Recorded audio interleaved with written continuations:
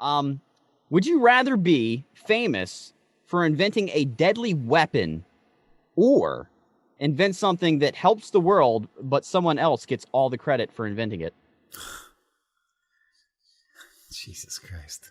I don't know. Would you rather be famous for inventing a deadly new weapon or invent something that helps the world, but someone else gets all the credit for it? And I'm assuming no amount of lobbying or hand waving or self-promotion will convince anyone otherwise, right?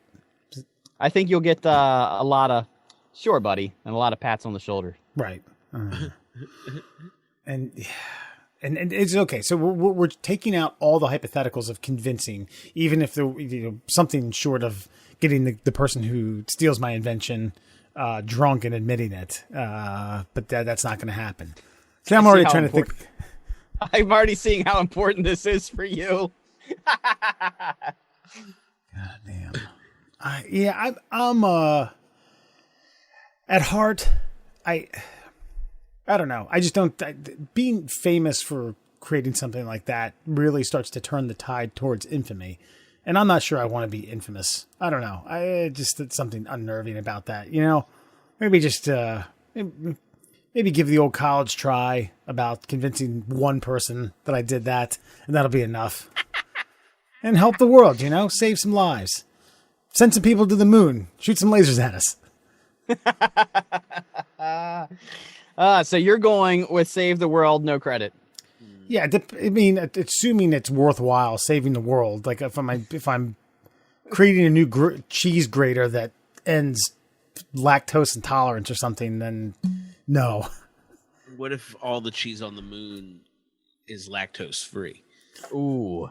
And you figure out a way to harvest it and bring it all back to Earth, but Alan gets all the credit. That's fine, man. That's okay.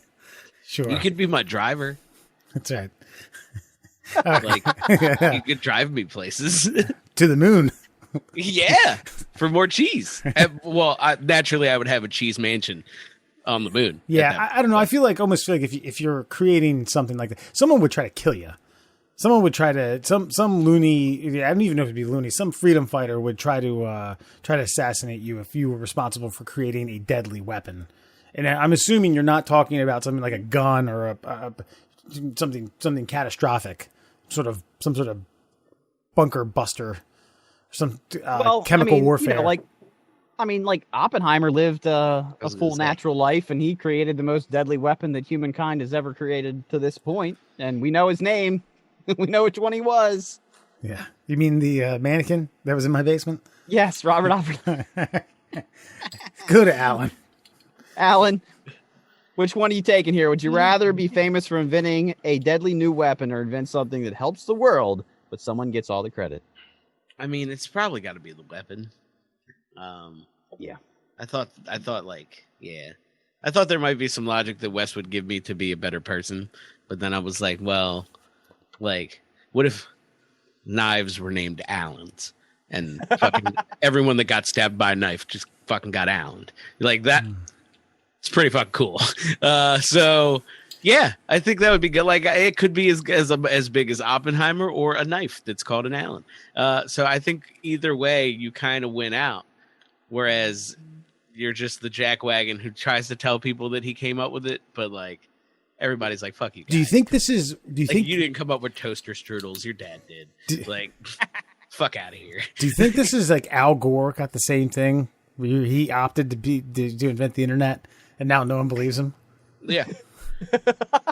Do you think that's exactly what happened? Yeah. Al Gore was literally sitting in his basement. Was like, well, if I connect these two wires together, we can all communicate. Shut up, Al. And then some other guy gets all the credit for it. And then all this time, he's been mocked. He loses a presidency.